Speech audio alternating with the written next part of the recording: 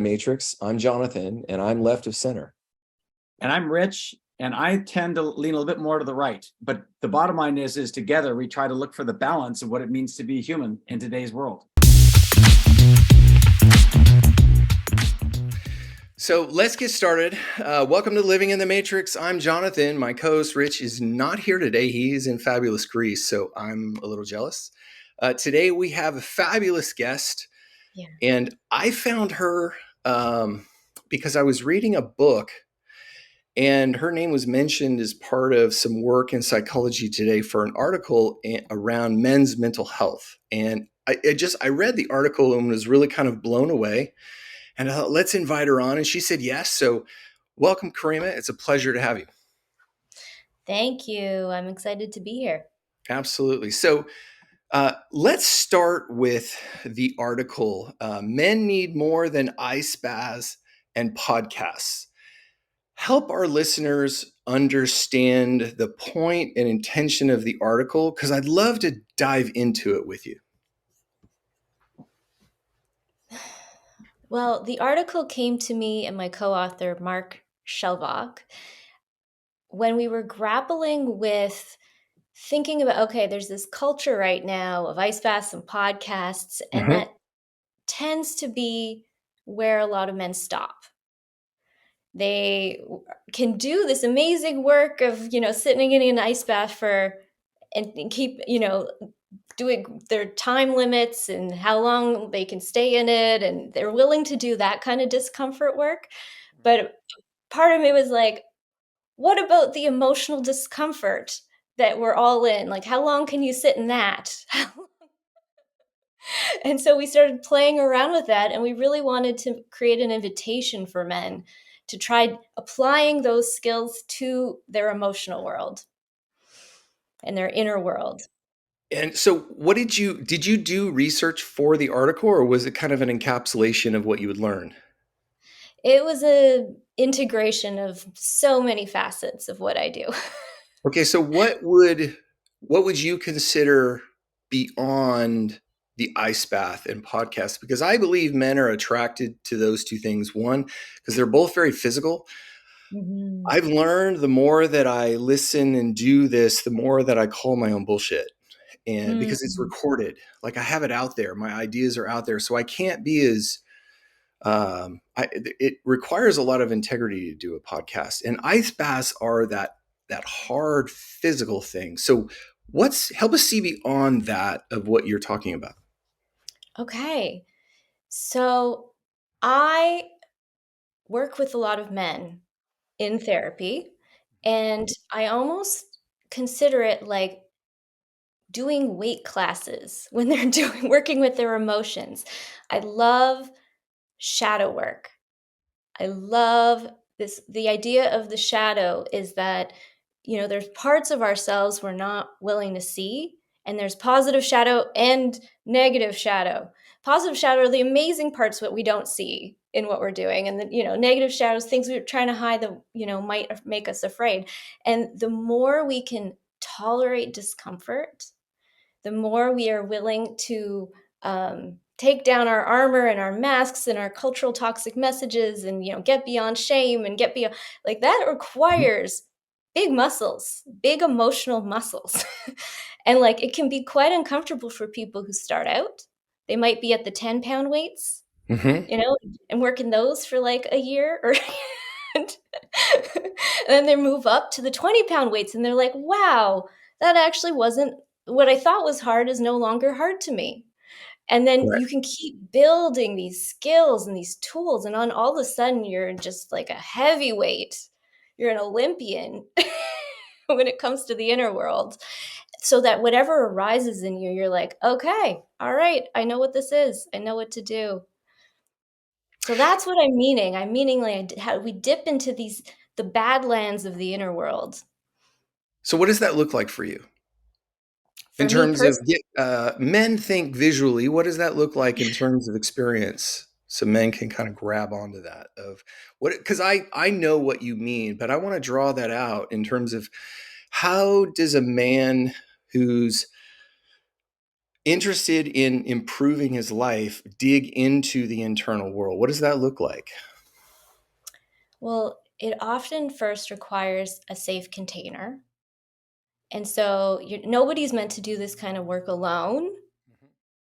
It's great to have someone very safe that you trust that can create a space where you're willing to maybe take off some of the armor and like start. So, one of the things I talk about is um, becoming your own scientist and getting really curious with what's going on. Like, here, something just bubbled out of me, something just arose. I'm not really sure what it is.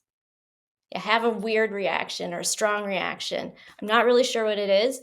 You put on your scientist glasses. I don't even know what are you wearing as a scientist?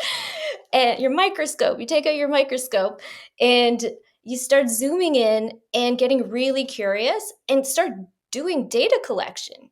You can start collecting data on yourself and do it, writing memos and being like cataloging it, and then you start putting this puzzle together of who am I and what's going on and why did I do this and what like and you build this amazing map of your life, which is power.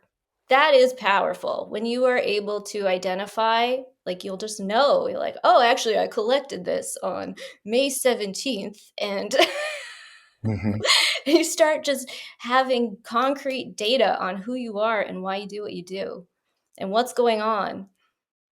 Well, I think the interior is, for a lot of men, could be a very dark space. They don't know what's there. Um, Mhm. Men don't like to look like failures. It's kind of an Achilles heel for men is that we don't like looking stupid because Mhm. men are primarily up here. And, women can get down in their body a lot more easily. And I think it's an extremely valuable asset. I learned so much from the women in my life because they can feel a lot easier than men. And I think for men, going inside starts with not wanting to look stupid. And I think that's the value of the ice baths and the podcasts is their beginning stages. But like you said, to go deeper, have you ever heard of Ed Brighton? No. Ed Brighton was a football player. I think he played for um, New England Patriots, and he started a podcast. And he's this burly football guy, 6'7", but he's doing the journey of going inward. And it blows my mind every time I hear him because what he realizes it comes down to is if I go inward, I've got to deal with myself. And I don't like doing Mhm. that. And he Mhm. talks about it as a journey of what it means to go inside is I've got to first deal with I don't like parts of myself. And that's hard to look at. So how do you deal with that? Or how would Mhm. you counsel people to deal with that? I love that you're bringing this up. It's such an important point about the way men have been socialized and conditioned is different than the culture women are in and their freedom to share their emotions. They have some very oppressive norms that they're trying to figure out and move through, and especially around looking weak or having a chink in their armor and not like they collude in a culture of silence about how much emotional pain they're in. And I've been privileged in that I've been able to witness men get more comfortable in these spaces, since working at distress centers in Canada, where I'm from. And where I really got to see behind the masks and see, especially when men get to the brink, like the edge of, do I want to be here or not? Like if they have suicidal ideation, like I Mhm. have been with men in the pits of hell, of their own hell. And how do you feel safe? Like, how do we create options? How do we create safety in those moments so that things that might seem like completely awful, it actually is so helpful when we can name them and create a safe space to figure out what's going on here. What is going on here? You're definitely not alone in it. And just putting it on like the table as something to explore as this scientist. Like, let's get really curious. And there's so much work to remove the toxic programs that are on Mhm. top of men in terms of like shaming them. It's actually the hardest thing to do is get vulnerable. Those are the most courageous people I have ever met, are the strongest people I've ever met. So it's correcting that cultural narrative Mhm. that, like, as long as you look like you have no chinks in your armor, you are strong. Like, no, actually, the strongest men Appearance I is know. more, yeah. The paper Yeah. tiger sometimes is more valuable, you know? Exactly. Exactly. So it's doing these corrective messages to what's been like, it's been really hard to break this pattern and this cycle of like it's inherited from, father to son, and it just keeps going down of like we don't talk about things. We don't talk about weakness, we don't have hard feelings. Yeah. And so it's making it safe enough that we can put things on the table. That's the power of shadow work. We can put the ugliest thing on the table and find a way to love it, find a way to figure it out, find a way to find its place, to reap the lessons and like figure, like just know it, where to put it, how to integrate it.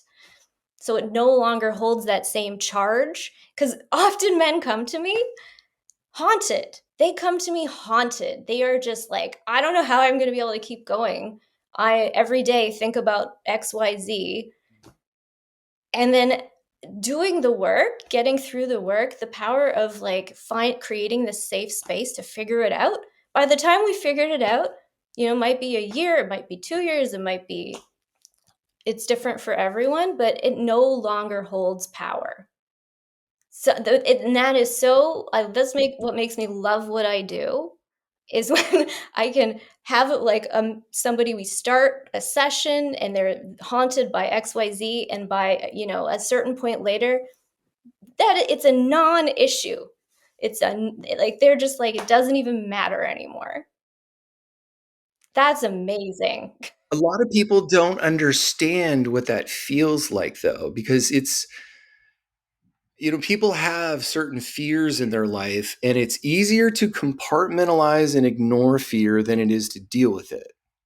And the Mhm. problem is that when we compartmentalize it, it means we're storing it inside of our body somewhere, and it will create disease. And it's interesting that people can accept the disease when in actually, this is the thing that gets me is the moment we face the fear, we realize we could always overcome it, but we just had to face it in order to discover that. And Mhm. people don't have the discovery to know its value until they face their fear. Because that was my journey. I spent the last 30 years trying to figure out why I couldn't face my fears. Mhm. And what I eventually realized is that I could, I just didn't know it yet. And I think work is in a lot of ways discovering your potential of what's already there. I've always had the capacity to face the fear. What do you see when you work with men that helps them get over that hump of being able to face it and live into a sense of transparency? I would say a part of it is dipping their toes in, Hmm. just like with ice baths. Hmm. That's where I am not here to hate on ice baths. It really is such an amazing metaphor for how it feels emotionally. Like you dip Hmm. in for a minute. Maybe you can only do 30 seconds of the Hmm. fear, right? And then it becomes completely overwhelming. But it's having enough tools and safety that you come out and then you wrap yourself in a towel and then you get a smoothie. Well, it's Like, 90 seconds of showing yourself you can do hard things, and a lot of people don't know that. It's a tough experience to do. I learned it in the reverse. So I've been doing it emotionally my whole life because I had to. I Hmm. had to. I just my soul took me to a place where if I'm going to be able to keep going, I have to find a way through all of the heavy shit that has been dropped on me. When I started doing ice baths, I was like, this is exactly the same. I say the same thing. Yeah. Do you? Yeah. Yeah. It's like I'm just putting myself in a state of suffering. It's chosen suffering to realize, Yeah. oh, I can handle this, because everybody's trying to deal with the edges of what they can handle. And ice bath is kind of like knocking one of them down, and say, okay, I Yeah. can do a little bit more than I think. And you can do that emotionally to say, okay, I've got this fear that I've been ignoring for 30 years. And I think I can finally face it. Just pick one, one Mhm. little thing, like there's something last Tuesday that's still whirling in my brain. And I think learning that you can turn and face it is one of the most valuable skills I've ever found. Is just, and I think that pivot is to courage. So, Yeah, to just because nobody like, for me, when I wanna go in that ice bath, like, I don't really wanna go. The right. only No, reason nobody I wants it. Yeah. Yeah, you don't wanna really go, but you know you're gonna feel better afterwards, Right.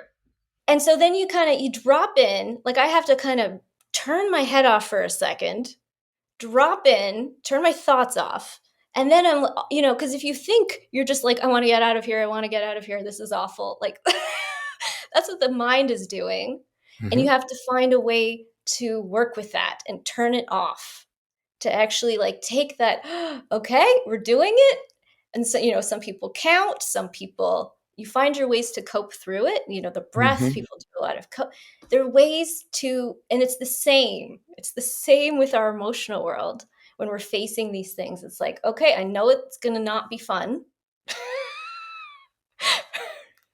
It's gonna be like, "Ah," for a few minutes, and then I might end up feeling better.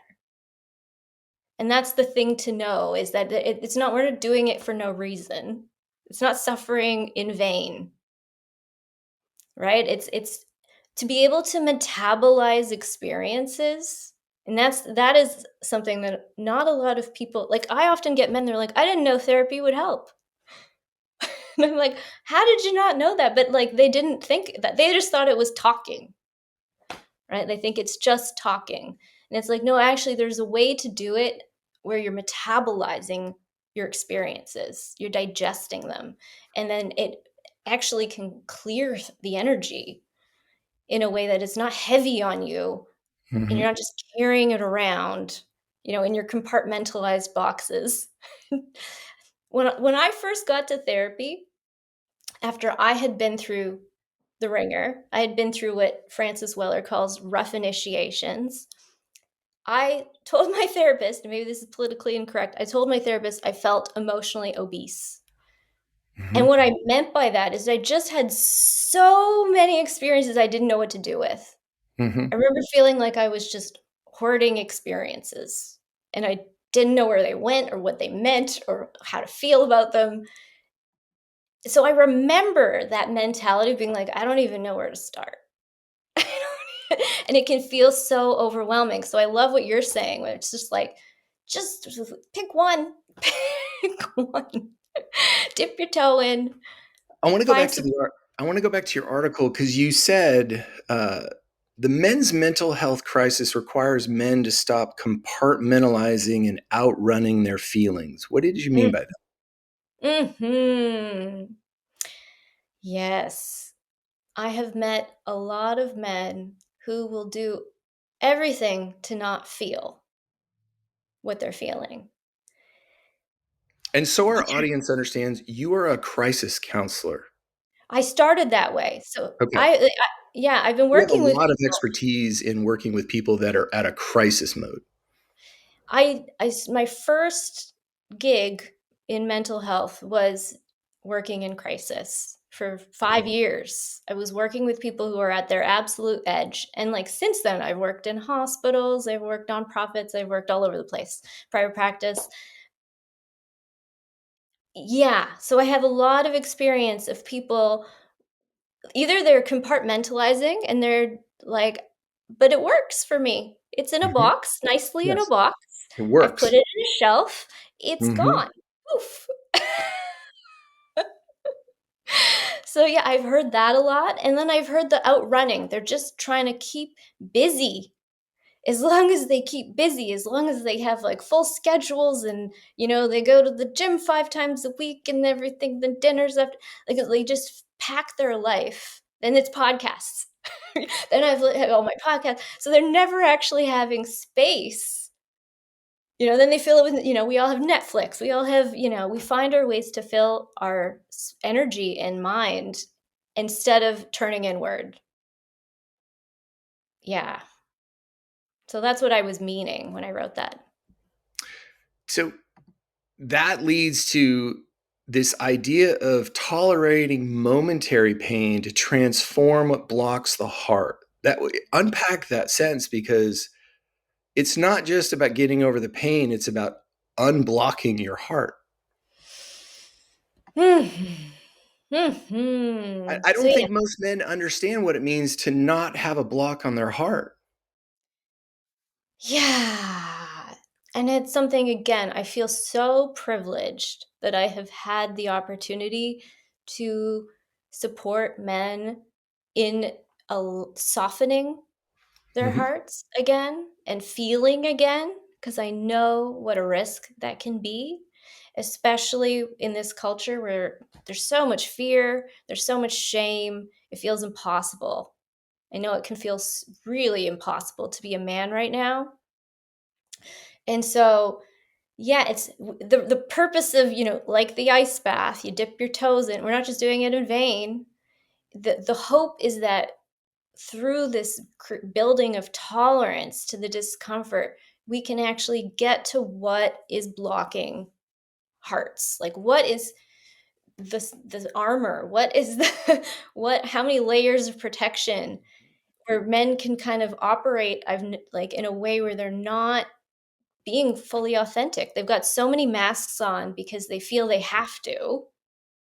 They feel they have to please people, or to keep being productive, or keep being who they need to be for work, or, keep up with all their roles and identities, that it is incredibly difficult to actually be authentic. And I have watched the horrible consequences of when they can't be.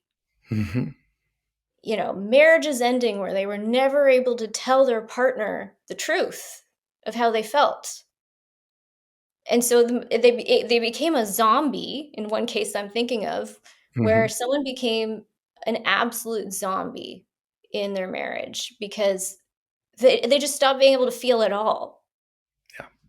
Yeah, and so then the distance between the partners grew and grew and grew, and it it wasn't able to work out because they became such different people, and he was so far away from his heart, which thankfully now he's been able to reclaim and soften back into. But yeah, this is where it's such important work to be able to get back to our authentic, heartfelt living. For our audience that's never done any kind of work like that, what does that work look like for you in terms of either in a clinical setting or in a workshop setting? How could men begin? What does it look like to kind of begin that process of doing work? What would you lead someone through if they came into your office? Well, it would, again, first give them the tools to handle when discomfort arises, Mm. because we're not going to be able to get very far if they get overwhelmed and the armor goes up immediately. Right? So you have to really build that trust and give them a skill set to handle the discomfort, right? Like, just like the ice bath, the breath work, mindfulness, whatever they need to feel safe. Mhm. So the absolute first step is safety, inner safety, right? It's outer and inner. It's the cultural messages, and then the messages that we've absorbed so deeply that we think, like, we attack ourselves with them. We shame ourselves. Don't be weak. Ah, I don't want to feel this way. Like, we have Well, I so think many. that's part of the problem, is that most men Mhm, feel anger and shame, or I don't know what a neutral setting would be, but anger and shame are constants in men's lives. And I think that's part of the reason is there's probably a lot of anger and shame, especially between fathers and sons and even mhm, mothers. I mean, there's definitely mother's wounds, but again, it's easier to compartmentalize and just kind of say it's not there. And here's the thing is for me, is I've done enough work with men and to have seen what kind of the way you finished your article was around when you're not afraid of your inner world, that is true power. And it's so interesting to see men become aware of their power because it's not egotistical. When you're Mm-hmm. taking care of yourself, it's not an egotistical power that needs attention. It's comfort and calm with the self, like to feel a sense of, oh, when you remove all the noise from the signal, it plays beautiful music. That's kind of the metaphor or analogy that I would use is it's like all that negative energy is just noise to the signal. And if you remove it, you get to be the fullest expression of who you are. I love that. And I use similar analogies in my work in terms of you end up just with this inner space. Like the voices are gone. Mm-hmm. And that's part of that building of inner safety. You end up, like you're saying, it's calm in there. It's not, and I love that you're differentiating these kinds of power because, yeah, a lot of men are taught power is control. Mm-hmm. Power, like there's all these toxic messages about what power is just money and having the best car and having a buff body. That's power. Having a bunch of people who want to date you, right? And so it's reorienting that idea of what is true power. True power is when you feel peace Yeah. inside of you, when you are able to just sit and feel calm and good and enjoy the present without the intrusive messages and being haunted by all the ghosts and all the thoughts and intrusive thinking and spinning thought. Like when all of that nervous system energy has settled and you have that, if anything does arise, you know what's going on. Mm-hmm. That is power. Yeah, when you can get to a point where all these old patterns no longer haunt you. They might happen, like someone might try to activate you a certain way if you have a pattern with somebody. It doesn't hold the same power anymore. Yeah, you can just go back to that calm, beautiful space inside. Why did you get into this type of work? Why crisis and why helping people go through this? What drew you to it? Well, so actually what I specialize the most in is grief. Oh wow. But nobody likes talking about that one. So that's actually what I do specialize in. But what got me into the field is I had been through the ringer. I'd had my own rough initiations, and I did not feel equipped. I was like, I will need to understand what is going on here. I put on my scientist hat from a young age, and I got very curious about what was going on in my life, what was going on with everyone. How are all these people who love each other hurting each other? What is going on here? We're all in Oh yeah. pain. Oh yeah. I know what you're talking about. I have the same story. Yeah. A lot of us do, right? And Yeah.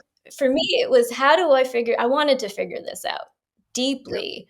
And so I was fascinated with psychology and sociology, which is really important because it was both doing the microscopic Mm-hmm. exploration and the macro of like these larger forces at play. So I carry both. My PhD is in public health, actually. So I have been on this journey of building what I sometimes joke I'm a cartographer of hell. Like just building a map, just like creating this Right. giant map. Right. Yeah, no, I know. I know what you're talking about. Yeah, you hear me. It's interesting that in life, when it brings you a very deep sense of suffering, Mhm. uh, like I played a victim for so long, and I realized being a victim is easier, but Mm. harder in the long run. It's easier in the short run, and it's harder in the long run because it becomes extremely tiring. And I realized Mhm. right around my 20s, I started saying, you know what, I need help. Like I am a basket case. and Mhm. and I really began to seek out help, but I didn't have any clue where I was going. I just started Mhm. listening to really smart people that seemed like they were going in the direction that I wanted to go. And so, but it sounds like you had a similar journey of just trying to figure it out for your own sake, because that's why I did.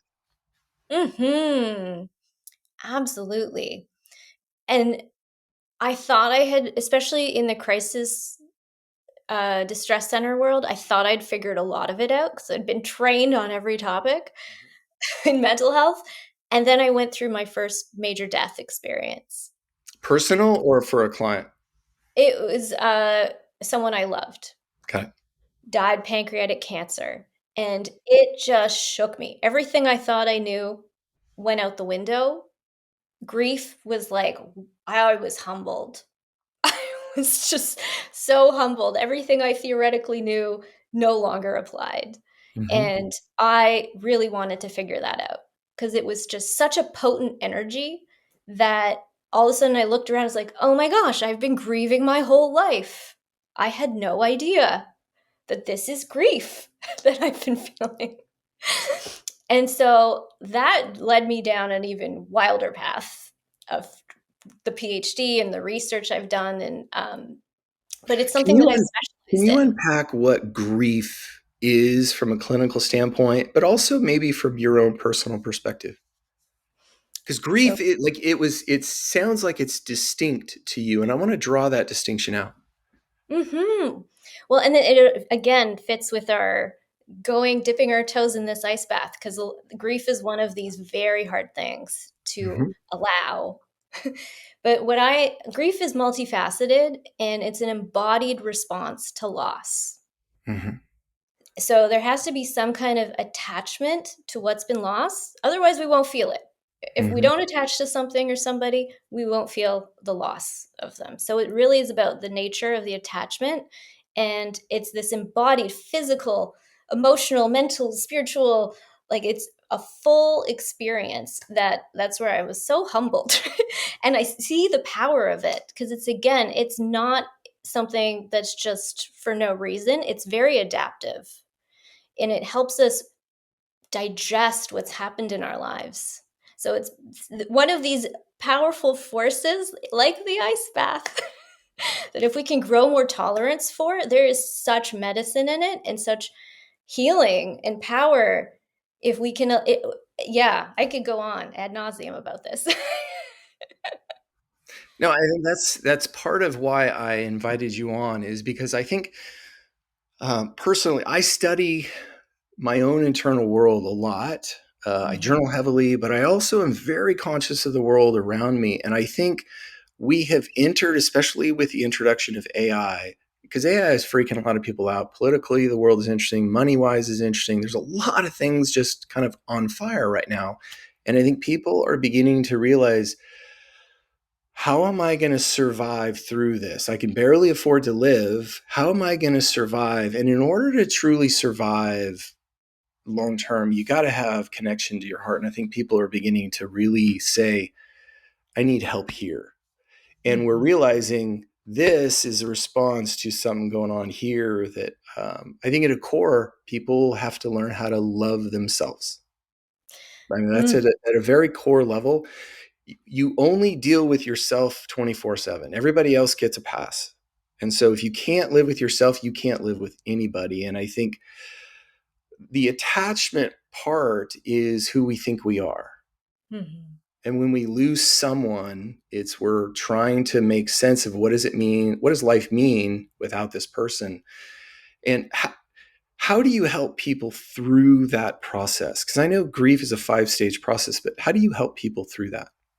So I'm going to first just respectfully disagree on the 5 stages. It is not. I am glad you say that. Okay. I'm That's a busting that. common model, but help inform us. Give us better information. Yes, so better information here. There are no 5 stages of grief. There are no stages of grief. There is no one right way. There's so many toxic, unhelpful, harmful messages that actually keep us in our shame about grief. Mhm. because then we're like, the Because I number one should be in one of the stages. Yeah. I'm doing it wrong. So yeah, the number one question I get is, Right. am I doing grief right? That is and infused in that question is shame. Yeah. Oh yeah. Oh yeah. It's its engine. It's its engine. It The is. relationship between grief and shame in our culture, because it's the culture that's shaping the space for our grief to come out. Because one of the big things that I love sharing and I find is just very powerful is grief is a mammal activity. It's not just Unpack that. so all mammals grieve. Yeah. All mammals grieve. We are not this random, unique species grieving. All mammals grieve.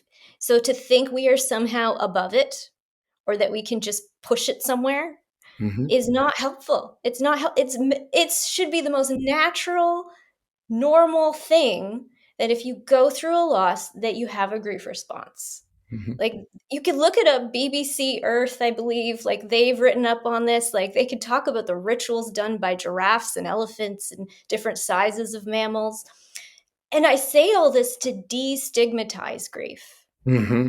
Like, we wanna destigmatize it because it's something that, again, a lot of us are just like an ice bath, we're like, "This is awful, I don't wanna do it. Why would I do this?" Right. It feels illogical to allow the pain of grief to happen when I'm supposed to be happy. Right. Yeah. I'm not supposed to feel this way. How do you Yeah. help people um, kind of step into grief? Is that space where you let the heart take over and feel it? How do you help people kind of enter into that? Mhm. Well, again, so this is where we wanna clear out these toxic cultural programs, all these messages that keep us blocked from being able to drop in. So there's a lot of clearing and correcting of problematic messaging.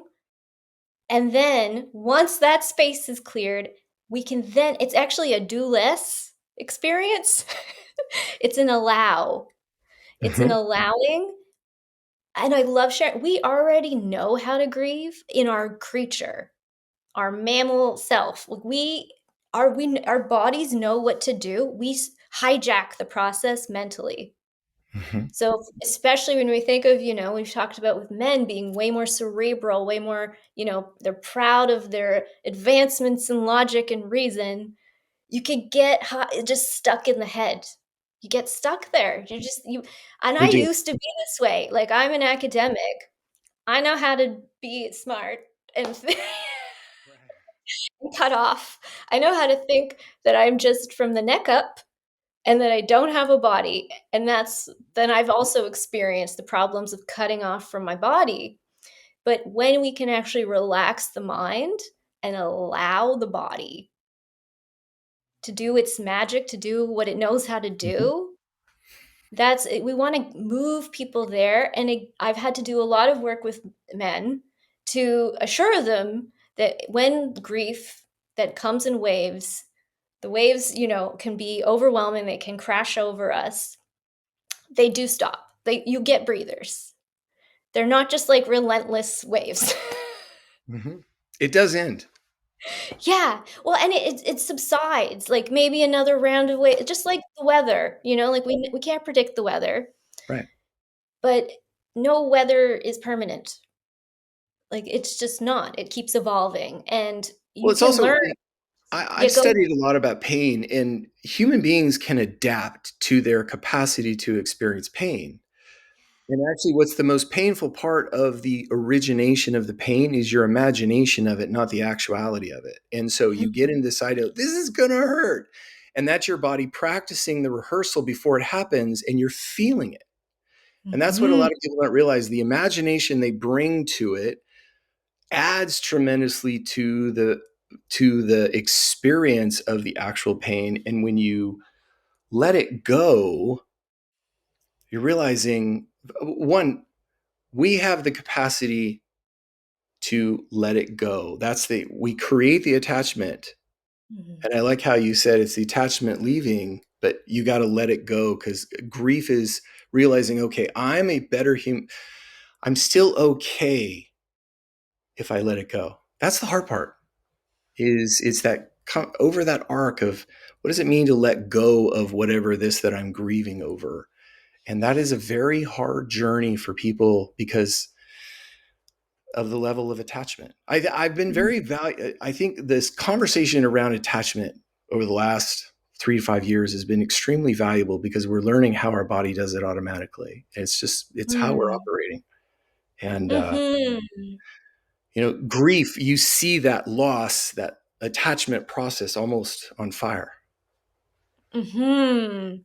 Well, and it depends on what the grief is about, because some things are easier to let go of than Hmm. others. Again, some things are ripped out of our hands, or the attachments are just, with a sudden death, for example. That is just shocking to the body. It feels so unfair and unjust to the body when it's sudden and unpredictable. So like there's that kind of heaviness, but then there's, a loss of a relationship or a friendship or a Hmm. shirt or like you can keep going. Like it depends on what was lost Yeah. and what we can do as we move through. Like we have to allow the grief to kind of ripple through us, to kind of shock our systems and digest it, because it is hard. We don't want to let go. Letting go is maybe the hardest thing. Right. It's maybe one of the hardest. So we're talking like the most cold ice baths right now. Yeah. This sucks. The first ice bath, it's like the first ice bath. You don't even know how bad it's going to be, and then it's like shocking. Because Rich does ice baths a lot, and my co-host, and he said, when you start, it's like getting in. It's like, oh, it takes like 5 minutes just to get in, and then you realize by the third time, just get in. It's like get over that, and then you learn, oh, you can get over it. And I think that's um, it's got to be a very rewarding part seeing people get over their own fears and their Yeah. own griefs, essentially, because grief is very personal. Yeah. And it's not that we ever get over grief. And for What do you some mean by people, that? they don't get over it. So Hmm. some people, like if you lose a child, or if Yeah, you lose a partner, you're not trying to get over it. it's a good way There's of no putting end it. point. There's no end necessarily. It's not about the one of the big theories in the field is it's continuing bonds. And so it's more about transforming the type of relationship that it was, the type of attachment that it was. Because Yeah. maybe they're not in the physical presence anymore. But how can you still keep a connection? So it's not a clean cut in some cases with grief or finding some perfect end. That's why there's no stages. Because what we have to do is allow, we have to allow its process to Hmm. work through us. And this is where it's so hard. A lot of people don't want to allow the anger, because grief is all sorts of things. Grief is anger. So when we talk about anger with men, I love also, here's another myth to bust, that underneath anger is grief. Hmm. I can live that. Yeah. And that was big for me. I was like, really? Because it looks so different. But once you really, once this act of like, but something has been lost. Something is unjust, right? Like some boundary was crossed. Something was, there's something going on there that is a grief of Hmm. some form. And so when you're able to know that, you can work with it differently. And when the people, so one thing I really noticed I want to say is I've really noticed the people who don't digest their feelings versus the people who do. And you were talking about how rewarding it is. Digest. What do you Digest it. When they are able to actually digest and metabolize grief or these heavy mean? Let experiences, it flow through them. Is that what you're saying? let it flow through you. It changes you. Hmm. Yeah, When you because deeply, you're allowing your body to experience what it's meant to experience, and then it flows out of you. It's the resistance. The attachment creates the resistance that creates the heat in the signal, which creates the chaos. And if you just let it go through, you realize, oh, I can handle the emotion. Yeah, I'm sorry, I just took a little tangent there, but it's like that's the experience. It has to flow through you. yeah, yeah. Yeah, and you have to find your grounding for it. And Mhm. that's where the safe containers are Yeah. so important. But what I'm also adding to this is that it will change you. So, for example, let's say you are slowly learning someone you thought was a friend is not a friend. Mhm. You're starting, if you refuse to feel the feelings of like, hey, that what they just did was kind of mean, or that didn't feel, like if you refuse to feel that, that is how you stay their friend. That is how you're like, it's fine, I'm fine, I'm fine. Really, your body's like, this is not, like, I'm cringing. Like, I'm like feeling a little sick in my stomach. Like, I don't really want to see them anymore. Like, that starts building. And if you digest that, if you digest the hurt of like, hey, actually, they're not really seem to care about me at all. seem to, when you really digest that, you change. Mhm. And you change. So this is where I mean, like, these things can change us when we digest them and Well, then help us. digestion in that sense feels like it's just coming to terms with reality, you It's know? integrating it, like, in it's all the parts, Right. that mental, emotional, spiritual, all of these parts, the body is now in alignment with the mind, Mhm. and saying, "This isn't good for us. This Mhm. is this is no longer serving us. We don't really wanna be doing this anymore." Like, that's when we have these integrated, it's not just the mind being like, "But they're our friend, and we have a history," and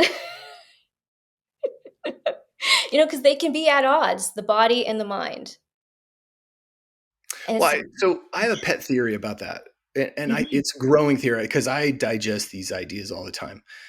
Is humanity is realizing? I think men lived in history primarily up here, and we've been in a masculine age controlled by the head, and women have been live primarily here. And I think what's happening is this emergence of a coherence where women are waking up to what's going on up here and men are beginning to wake up here, and it's creating a sense of balance that people can say, okay, because the value of having both is a sense of coherence. Your body's meant to tell you when it's hurting, and if mhm, you've compartmentalized it, you can't even feel the pain anymore, and that's mhm, hard. So it's coming to terms with we're gaining both capacities on a much more robust level. Men are realizing I can feel. That's mhm, not just female, it's feminine energy, but it's not just female. Both of us can have that. And women are saying, "Oh, I like the masculine and I can have that too." It's like you were an academic mhm, focusing here, but you learned I had to come out here, and having both creates a much more balanced life. That's my mhm, theory. mhm. That's an interesting theory. But we're waking up, that humanity is beginning to wake up, that I need both. Well, and it's actually, I mean, technically, from a neuroscience perspective, it's all up here in terms of I'm pointing at my head for those who can't Mhm. see. The back of the head is where we store our trauma. And it's known to be, and this is my like brain 101 because it took me forever to figure this out. But I've taught it to my daughter. The back of the head is where we store our trauma and our memories.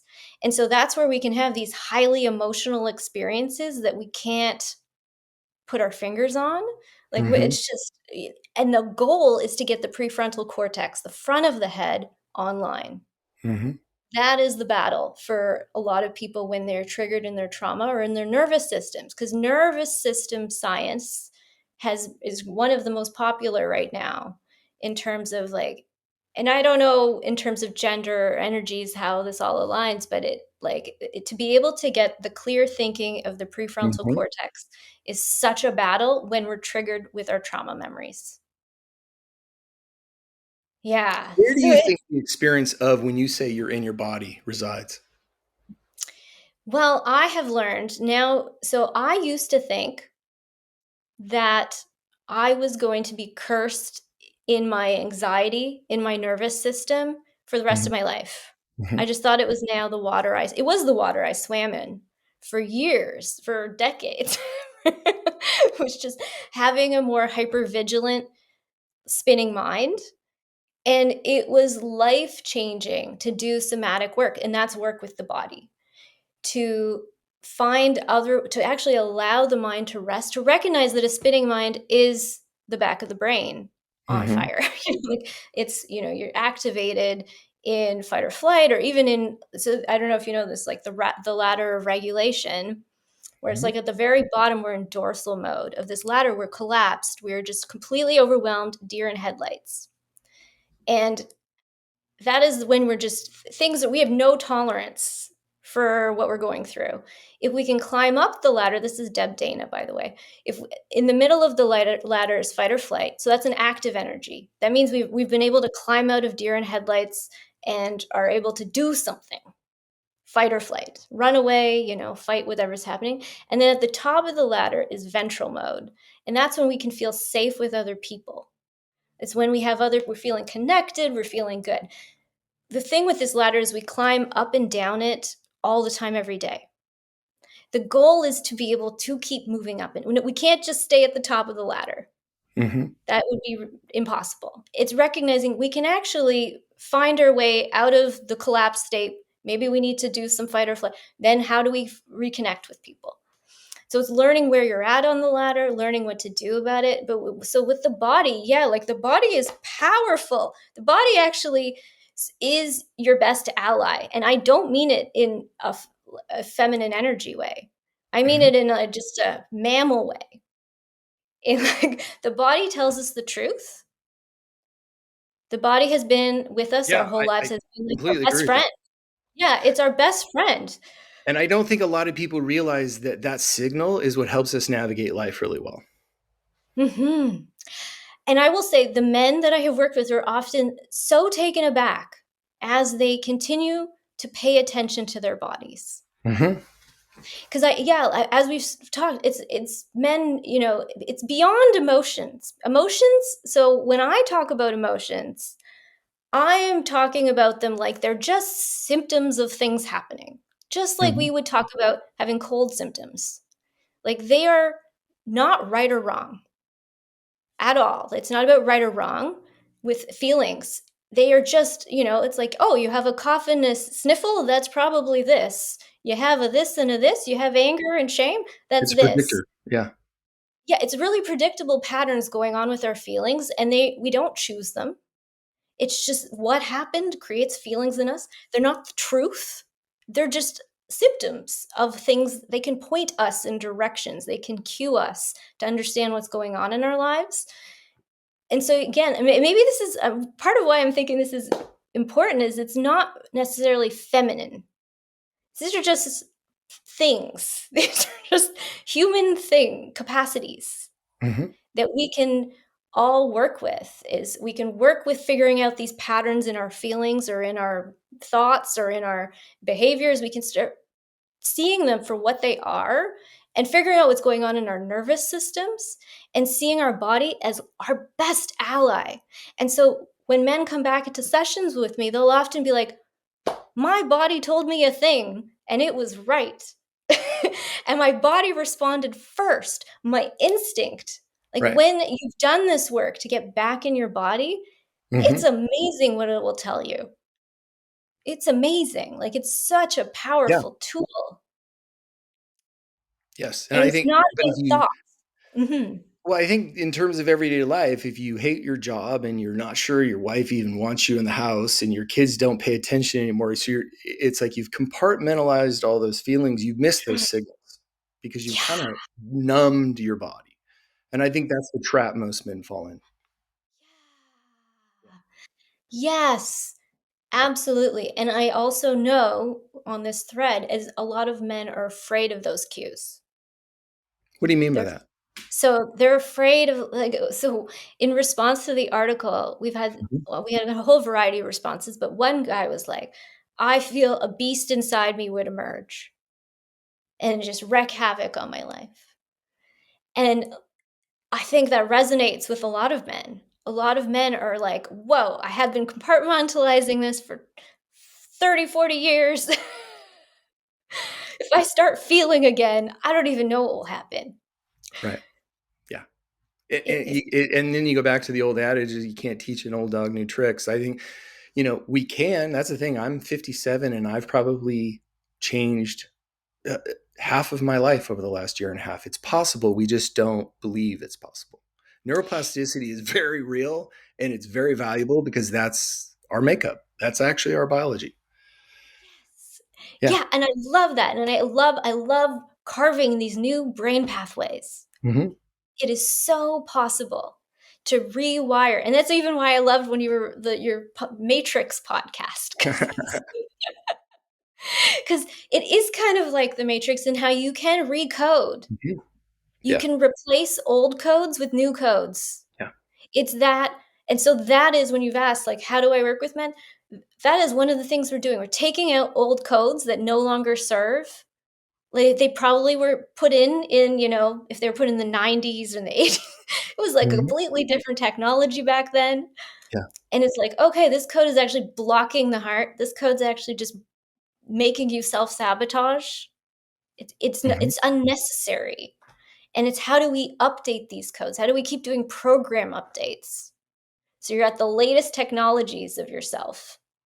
And going back, because I know you're not bashing Ice Pass, No. you're suggesting just don't stop there. That's the key. But Ice Baths are sort of a very quick way to realize to challenge yourself to say, can I do something hard? Because I think that's what a lot of men today are really searching for is this it? Can I do something harder? And I think men are waking up to wanting more of that new life rather than just being sedated by the old. Um, I want to switch gears for a second because you brought it up. From your perspective, what did you think of the Matrix? Because we started this podcast out of a conversation like that. What captured you about the Matrix? Hmm. I very much resonated with the socialization into a world that you can be awakened from. Hmm. That you can then, Love it. yeah, you wake up and you're like, what like, I had someone say to me the other day, they're like, I would have been the guy who would have wanted to stay in the Matrix. I was like, that guy, you mean the guy who like betrayed his friends and got them killed? Like, what are we talking? Like it's always better to be that person to wake up to see reality. Hmm. I'm committed to wanting to know the reality as close as I can possibly get to it, to Hmm. be as strong as possible in it, to have my map, my cartographer of hell map, because I feel so much stronger for it. And so that's what I love about the Matrix is we can have, and Neo does this, I think by I don't remember which one, when he finally gets it, right? When it finally all clicks for him and he can see the codes in front of him. I actually cried watching that scene, rewatching it from my version of myself at this age. I'm almost 40, but from this point of view where it's like the codes were just in front of him and he's like, I get it now. And he was just like calmly, like, when he fights and he's like bored and he's he stops the bullet and he's just like, that is true power. When you see these codes, when you see what's going on here and you know what to do, that's again maybe a visual, that scene in the movie of what deep power is. Um, if you were a character in the movie, who are you? I'm curious what you pick. We ask this of a lot of our guests. If you're one of the characters, who are you? And if it doesn't You could matter the be gender. anybody. No, you Yeah, could be anybody. Yeah, I am Neo. I good. am Neo. I would Yeah. imagine you would have picked that. Yeah, but Yeah. why did Neo stand out to you? Well, I have gone through so many rounds of these initiations, these rough initiations where half the time you're like, what is happening? What is this? You're not sure where it's going. And you're building your capacities as you go. Because, yeah, one of the big themes is he's like, am I here to Right. figure this out? Like, he's questioning often. Right. And that is a really common, beautiful hero's journey.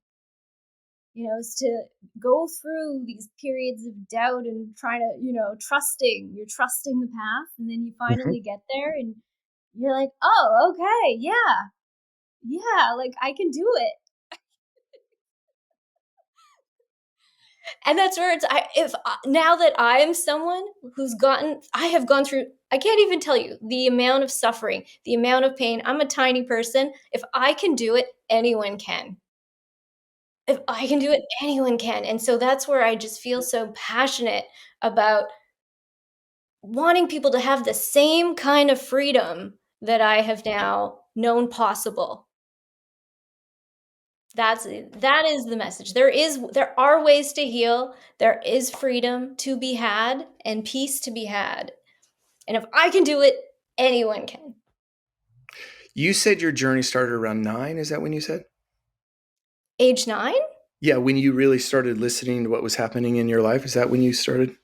Oh, no. I mean, I was born just one of these sensitive souls Or you were? that Like, grew up. so Yeah.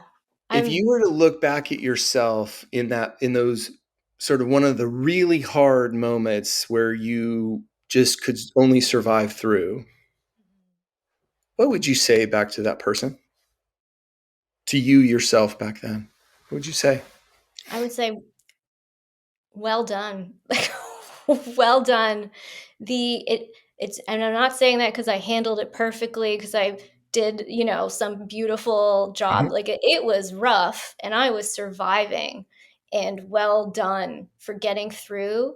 And so that's mhm, where I have so much empathy for people who shut down, people who go numb. mhm. We have to get through those phases. Especially sensitive souls, and uh, I think that's one of the most valuable things that I learned probably last year. A mentor helped me see that is, um, it's okay to just be completely lost. Mhm. To the survival act was enough. You got through. That's it. You did your job, and guess what? It was my job to learn later. But learning that I could go back to my 12-year-old self, because I just went to Hawaii with my wife, and I didn't realize I went back to the location. I had been there in 28 years, where we went as a family through my parents' divorce, and I was able to sit with myself on the beach strand, have as the waves were crashing on me, and it was just a very healing moment to realize you survived. And I cried very significantly, because I realized, man, I had left so much pain on that beach, and I could sit with myself and go, you did your job. And I think most people don't realize they can do that. They can go Mhm. back and actually change the story, because you can't change the event, but you can change your assessment of yourself in the event. And you can rewrite the ending. You can, Yes.